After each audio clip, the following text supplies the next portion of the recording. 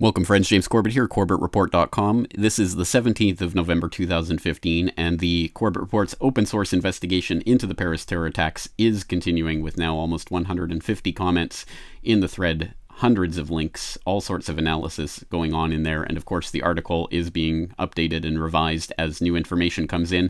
I think one of the most interesting little nuggets that has come in recently is this about the suspected ringleader, mastermind of the attacks, Abdulhamid Abaoud, who interestingly miraculously evaded a police dragnet in Athens in January of this year. And this relates to a Belgian raid on a residence of someone who was purported to be leading a cell that was going to operate in Vervries in eastern Belgium. They were going to start some sort of attack. The Belgium authorities raided the house of this suspected Abaoud terrorist mastermind in January, but they didn't catch him. He wasn't there. And then on January 16th and 17th, in apparent coordination with Belgian authorities, the Athenian, the Greek police, raided an apartment in Pangradi, and wouldn't you know it, the 27-year-old Belgian of Moroccan origin who trained in Syria, i.e.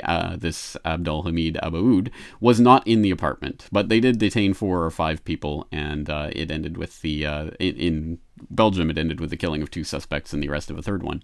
The interesting part of this story is that the Belgian authorities deny that the raid in Greece had anything to do with any information they had or supplied, that it was not in coordination with the Belgian government. So it's just an interesting little back and forth going on there, and I think there will be something, it's worth digging into what that is all about, precisely because, as viewers of the Corbett Report will know, when we're talking about Brussels and Belgium, we are talking, of course, about Gladio B, the heart of NATO's Gladio operations there in Brussels. And for people who don't know about that, please do go back to episode 298, Gladio B in the Battle for Eurasia.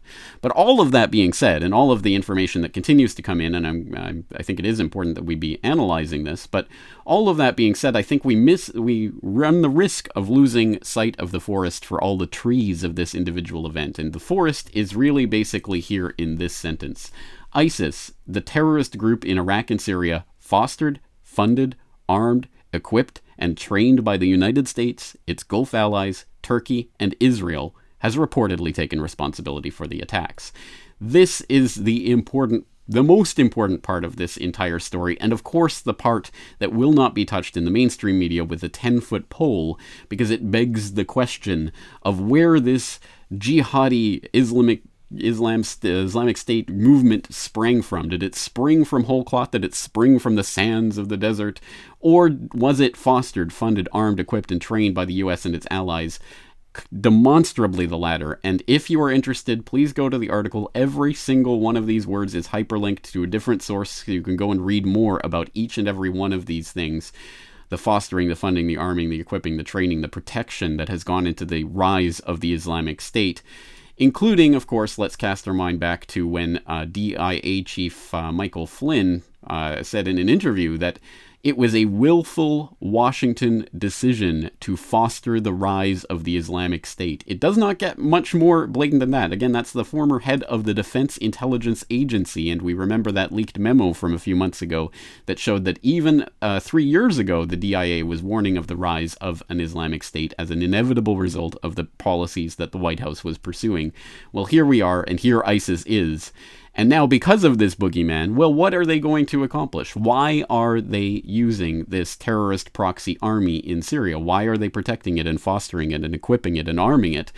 It's, of course, part of the broader game plan to topple Assad, which is part of a broader game plan in and of itself. If you want more information on these people, these forces, the Turkish government, the Israelis, the US, its Gulf allies, why they are doing what they're doing, go to episode 295 of the Corbett Report, who's really behind ISIS, and again, there's lots of information in there about what this agenda is, and if you want to know why they are doing it, go to episode 279, who is really behind the Syrian war, where we look at some of the various reasons that various interests have converged on this. Of course, Turkey has its Kurdish problem that it is using this turmoil in Syria to take care of. Israel, of course, has the plan for the Greater Israel, the Zionist plan for the Middle East. The U.S. and its allies are all interested in disrupting the Iran-Iraq-Syria gas pipeline deal. There's a lot of different interests that are converging in Syria, and the ISIS proxy army is just the convenient tool of those forces. And that's why, regardless of this event and, who was ultimately behind it or how, in what way, in what particular way this transpired, the ultimate point is that ISIS is a creation of the West, and it feeds into the logic of the situation whereby any terrorist provocation is going to necessarily lead to, well, of course, the toppling of Assad. We have to topple Assad because he's in charge of the government that is fighting ISIS. Wait, what? How does that work again? No, don't think about it too deeply. Do not think about these things. Just react viscerally and get behind the warmongers.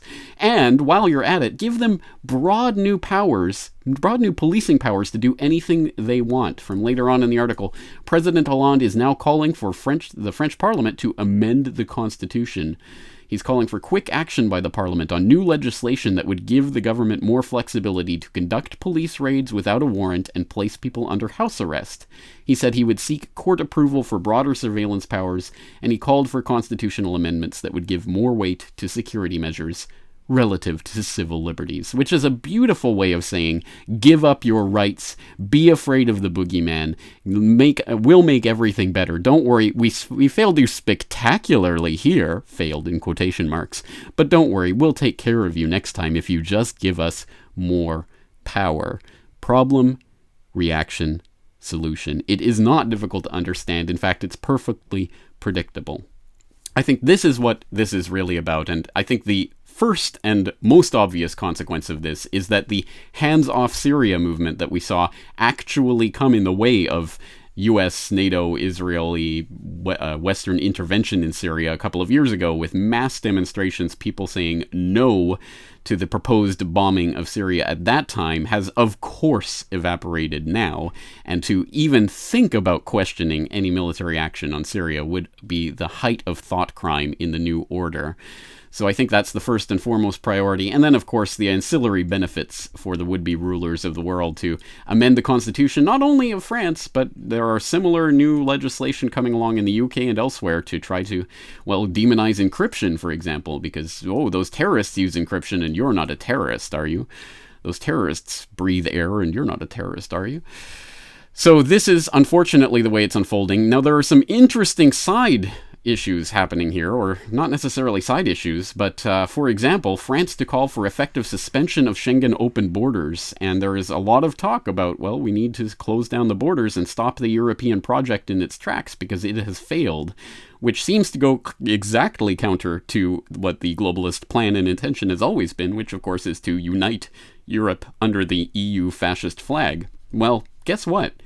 I think ultimately, although this looks like it could be a good development of sorts, in that it puts a roadblock in the way of the globalists and their policies to destroy any possibility of localization, decentralization of power, how they want to further continue centralizing it in broad institutions like the EU.